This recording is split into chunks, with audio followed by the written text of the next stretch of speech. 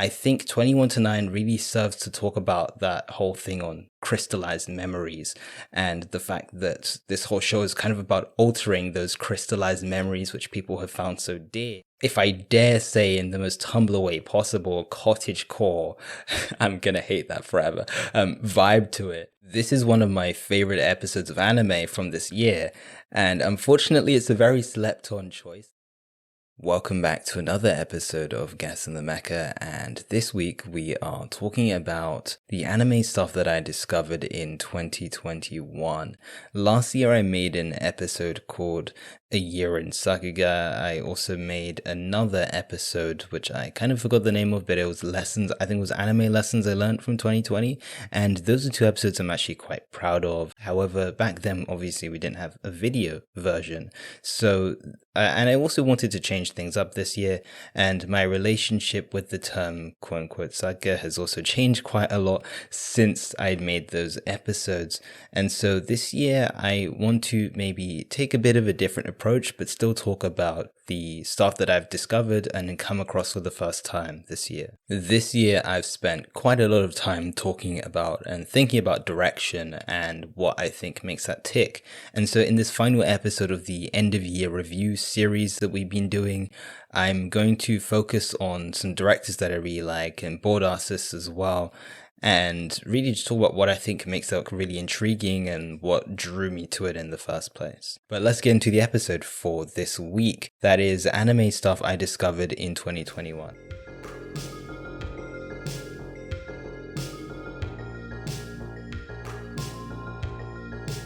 I'm going to begin this episode by talking about some creators who I've already discussed on other episodes, but just because I want to kind of give a nice round summary of some of the creators that I really liked this year, I think it's a good idea to include them in this episode. But please do refer to the respective episodes in which I'm talking about. I'll mention those later. So we have Yuki Yonemori, who directed episodes 3 and 12 of One Direct Priority, assume you count the recap in the episodes, and then we have Keiichiro Saito, who worked on episodes 3 and 8. Both of these creators are relatively new to the world of directing. This was actually Yonemori's debut, for example. Saito's kind of done more stuff in terms of Boogie Pop and Aka 13 regards. In terms of Yonemori, what I really love is just how they handle so many things in twos. It's just really refreshing seeing all these different binaries being played around with, and I think binaries have kind of just been a theme this year that I've really liked. From, of course, Heike, we saw a bunch of that, and One Direct as well, and you could even say Sonny Boy in some respects in Saito's direction, and the binary between worlds and all these other things, and the binary between some of the other characters in Sonny Boy. Binaries have been a big thing in the anime that I've really enjoyed this year, and I think Yonemori's tapped into it perhaps the best, or at least in the most memorable way for me. And the thing that always comes to my head is that graphic in which the graphic I kind of put together on Wonder Egg episode 12, where you have the night and day inside Ai's own Wonder Egg in which she's in, and I really liked that, and it just reminds me that there are again so many great young creatives that are still debuting onto anime and still making a name for themselves. Still, this is the start of their journey, and so seeing that on such a good show was really it was a really good breath of fresh air. Episode 12 of One Direct Priority really solidifies to me what I think Ai's character is all about, which is more of the conflict isn't really the conflict between the monsters in the Wonder Egg and her, but the real conflict is in her own head. It's not just the physical conflict of the show, but it's the mental conflict and the conflict of ideas she has within her in terms of what exactly is love. Do I love this person? Is this person simply someone I'm supposed to care about? And friendship as well. Who are my friends? Are these people my friends because I am merely associated with them, or are they trying to be more than friends, and so on? So Ai has a lot of very complicated things, and I'd say she's probably at least one of the most complicated characters in Web, in my opinion. And I think Yonemori's episode just does a really good job of making that clear visually as well, because it was explained a lot in dialogue, I guess, but it wasn't really as easy to understand. And episode 12 came along and I really understood that. So Yonemori, great visual storyteller in summary. In the case of Saito, as we mentioned before, what really stands out is just how eerie this stuff feels. And the characters feel so isolated and lonely. And I couldn't get over it. It still lives in my head to this day. The distance, the lighting, and all these other things really make these characters feel as alone as possible in a world in which it's a world with almost infinite possibilities, but yet they feel like they're the only ones in it, and there's almost no hope, there's no possibility. And that scene with Yambiko and Kodama in the near conclusion of episode 8 of Sunny Boy just really, again, made that clear to me. I also must mention debut animation director as well on episode 3, Nobuhide Kariya, who is also a really great animator, but this was their debut as an animation director, and that was, I think that's my favorite animation direction in Sunny Boy, and maybe just some of my favorite animation direction in the year straight up. Kariya has these very sharp, chiseled lines, as we discussed that episode, and it makes the character, it gives a whole new vibe to the characters. They feel even more human than they already do, and the designs in this show already feel very, I'd say, pretty realist in some respects. And so by giving them, or giving Iguchi's designs this extra flair, I think was just really interesting, and an approach which I'm definitely not going to forget, and I'm going to remember Kariya moving forward, because hopefully they do some more AD stuff in the future. As I said before, if you do like Get In The Mecha, I would recommend checking those respective episodes out for a bit of a deeper insight into my thoughts on these directors. So that is the Sunny Boy episode 8 episode. I did one on I think I did multiple episodes on One Direct Priority. I think it was episode 99, in which I covered Yonemori's episode, or at least some of the parts within it. And yeah, so check those out if you are interested.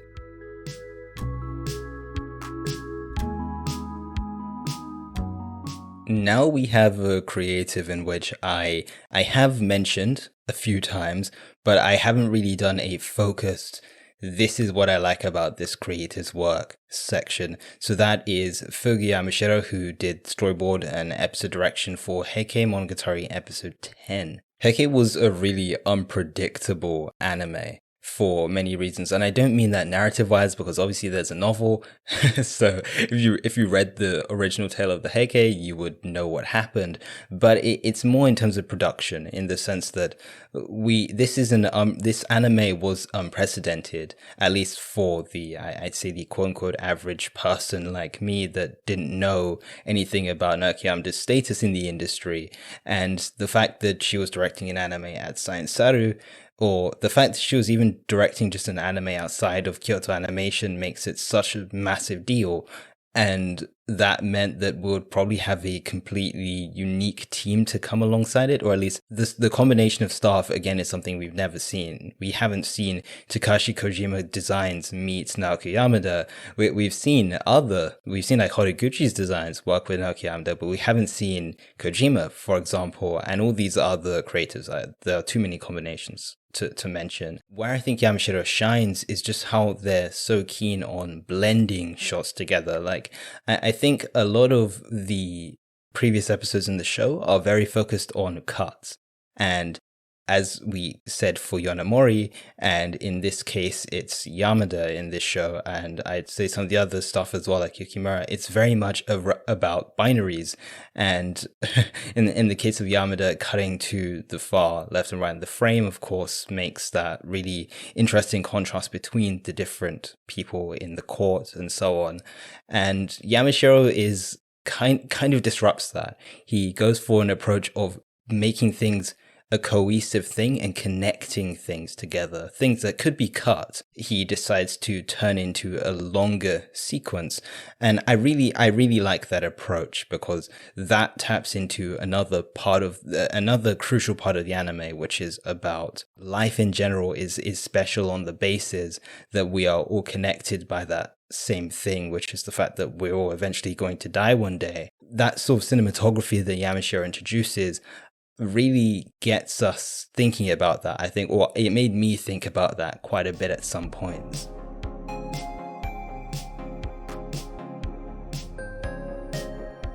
moving on swiftly, let's talk about Mars Red, a show that absolutely I think it's more so everyone actively forgot about Mars Red consciously. We all consciously forgot about Mars Red because it was a bit shaky, I'm not gonna lie. But episode 1 is magnificent, and that is one storyboarded by Ikuo Yamakado and is directed by Kohei Hatano. As we said, I'm a bit mixed on Mars Red. I think it has some really good ideas. Sometimes it can execute, but a lot of the time it's not able to. And I mean that both visually and narrative-wise as well. But overall, I'd say there were some things that I still really liked about that show that I'm not going to forget just because I didn't like the show as a complete whole. However, episode 1, I just have to say, is the show realizing that ambition that it kind of sets out both in its narrative and also just overall. This is one of my favorite episodes of anime from this year, and unfortunately it's a very slept on choice. I don't think it's one that many people had, also because I don't think too many people watched Mars Red. It's not a Heike as in like no one watched it. I say that sarcastically and quite facetiously, but it's still something that you're not going to hear about very much, if not at all, in the coming years, I don't think. This is a show entirely shot in 21:9, and as you know, as the aspect ratio connoisseur for anime, that really excites me. Shooting in 21:9 can be really great, and you can get some really great shots out of it. You can elevate a show entirely, or just elevate a movie or whatever, just by changing that aspect ratio, depending on how it's used. As always, it's a tool more than it is a thing that makes it inherently better. It does this really weird thing to my brain. It sort of like scratches an itch in my brain that I find really satisfying.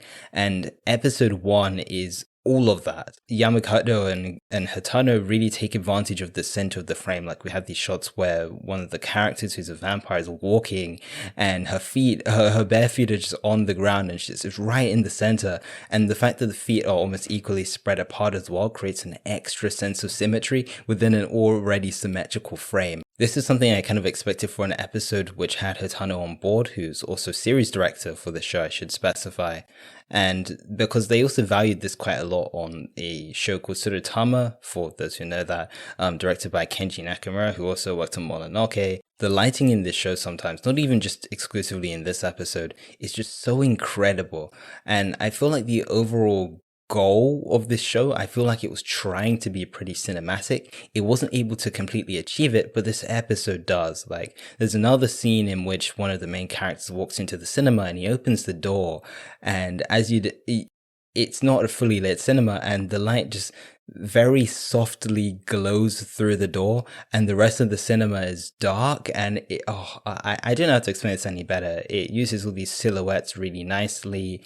It's, again, all very wide and cinematic. It's taking advantage of the fact that it's shooting wide to capture these really great sceneries and really bring character to the world. Again, it wasn't really able to follow up and make this world feel really great in the long run, but I appreciate the effort on the part of Hatano and also Yamakado on this first episode, in the sense that they were able to make what really felt almost like a short film that made me really comfortable in this world, or at least, well, I don't know about comfortable, because, I was breathing for air because it was so great. But it's just a really strong effort, even if they weren't able to follow it through. I'm still happy with Mars Red, even though I'm mixed on the show, but I'm happy with Mars Red because I think it's a good effort on the part of Kohei Hatano, as someone who's still relatively new to directing full series. And so I look forward to see what Yamakado and Hatano can do in the future, because I think, again, both of those two are incredibly talented and have a lot to offer for anime in general.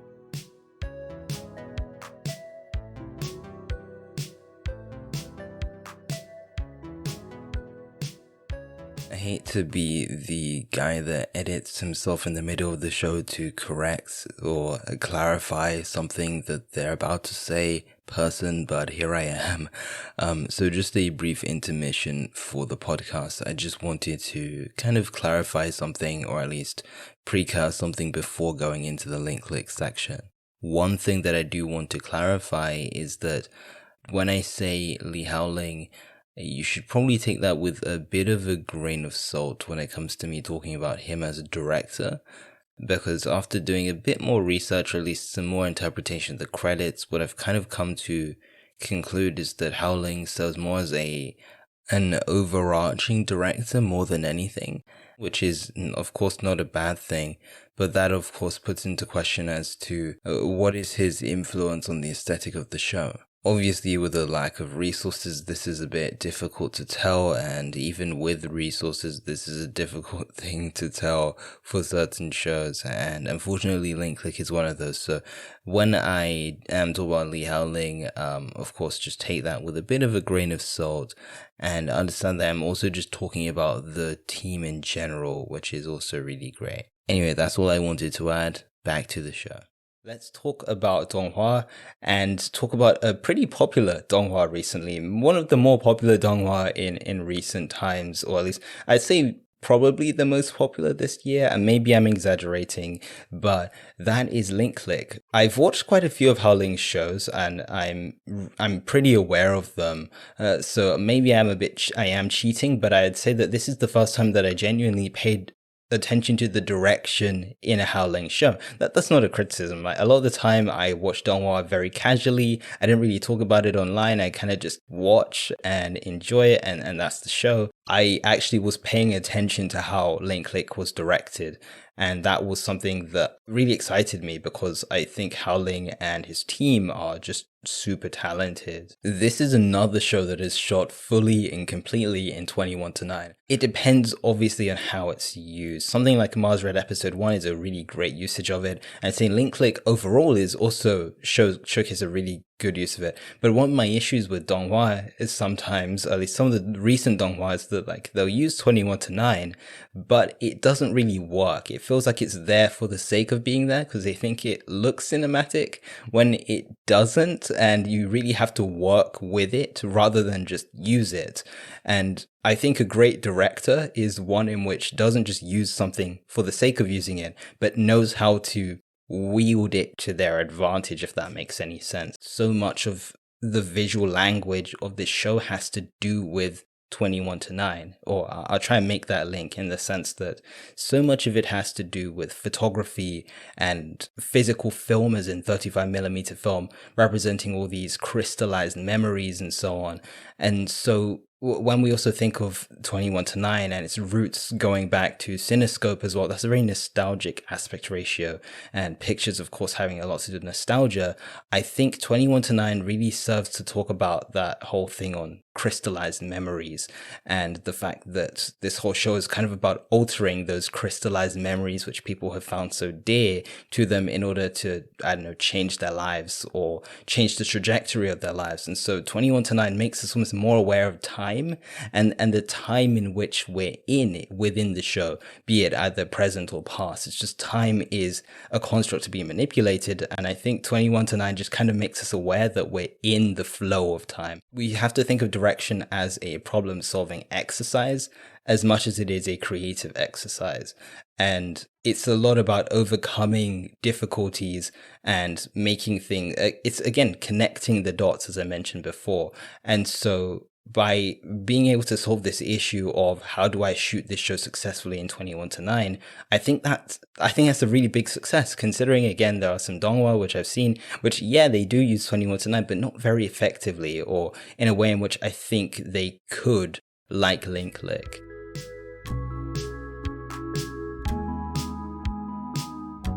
Let's talk about another donghua now, and that is Da Wang Rao Ming, but not the actual show itself, but the opening for the show, which was directed by Hiromatsu Shuu.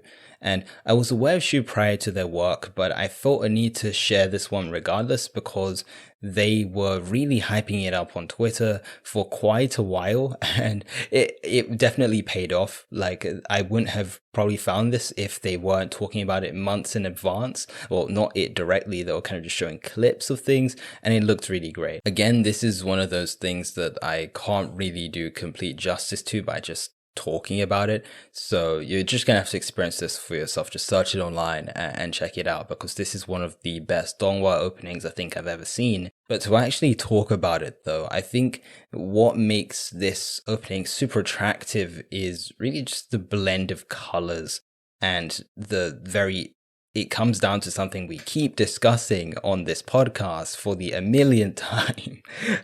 Binaries. I hate to keep saying that word, but binaries. It all comes back to binaries.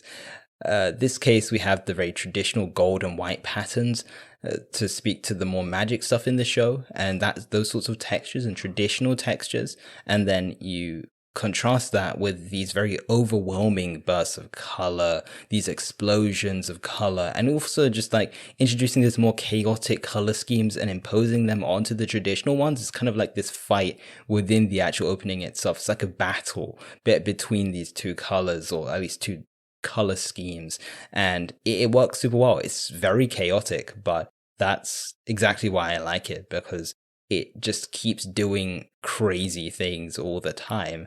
And when you watch it for the first time, you don't really expect what's going to come. You see some really great imagery at the beginning, but then you get to like the explosion and you're just completely in awe. Kind of like what we spoke about when it came to the Odd Taxi opening a few weeks ago. Openings can also have a conversation within themselves, and they do this visually. This opening is just doing exactly that, having a cool conversation between tradition and, I don't say anarchy, but chaos and disruption almost. Just to end this part, I do recommend going to the Psychoboro entry, as there are quite a few Chinese animators that I think are really worth taking note of right now, as they're doing great stuff.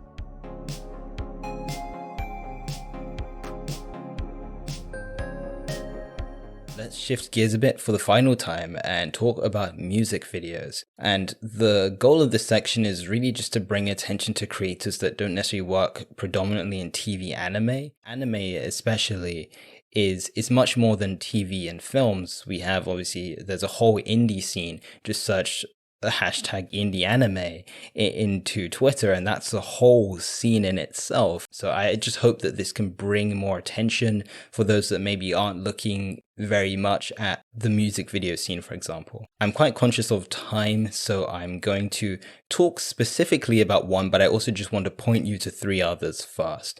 The first one is a music video by Eve directed by Nil. Of course, all this stuff will be in the show notes, all the links and all that. And it's quite hard to talk about the visual ideas again without you seeing it, because they're pretty complex. But that's what I find so wild about this. It's the fact that you probably can't pull off such complex visual ideas in TV anime. And that's what I'd say is so beautiful about it. It's this beautiful experience that I simply can't describe, with all these elements of water and hands and so on.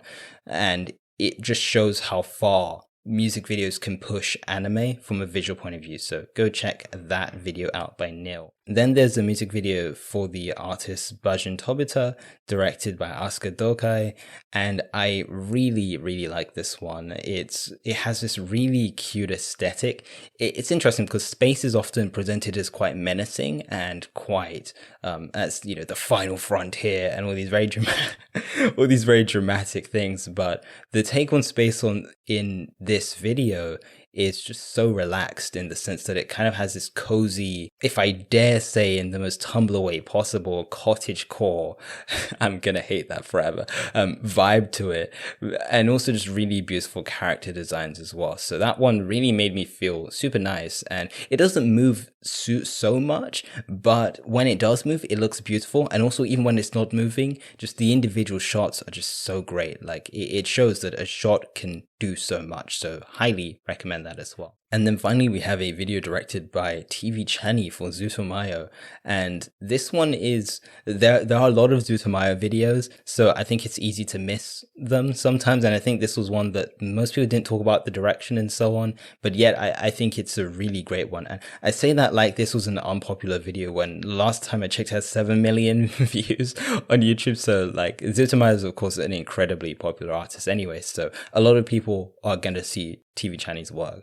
And And what I just really loved about this was like the symmetrical compositions in it, and it has this really interesting commentary on sort of connection and love. I guess it's a really nice, quite cute story, you could say, or just a really interesting one that's worth checking out, as is all Zutomaya videos and just a lot of music videos in general. So check out all three of those videos. And now let's go into our larger creator focus, and this is a video directed by Ryoji Yamada and creative director Shu Sasaki called Trepanation. Last episode, when we did speak about Ryoji Yamada's work, we spoke about the Odd Taxi opening and how well constructed that was, and essentially the fact that they're having this entire conversation within the opening in terms of morphing and diversity of the city, blah blah blah, Odd Taxi stuff.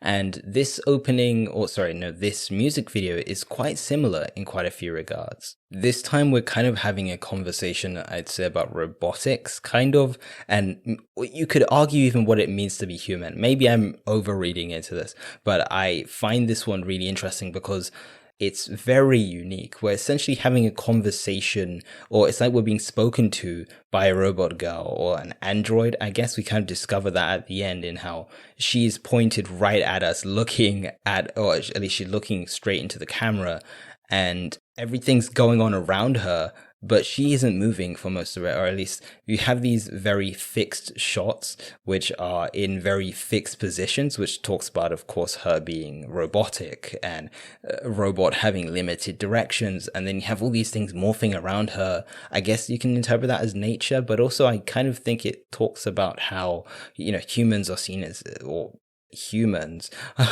are seen as free and not restricted in the same way. So I just love the dynamic in this video, and Yamada, and I suppose also Sasaki as well, introduced these such insightful things that really make my brain like turn, even if it is pretty abstract, and even if I am reaching, it's just a really great visual experience that actually makes you conscious of the video itself and not just a visual to the song. There's more there, and I think you could even argue it deepens the song in quite a few ways or levels.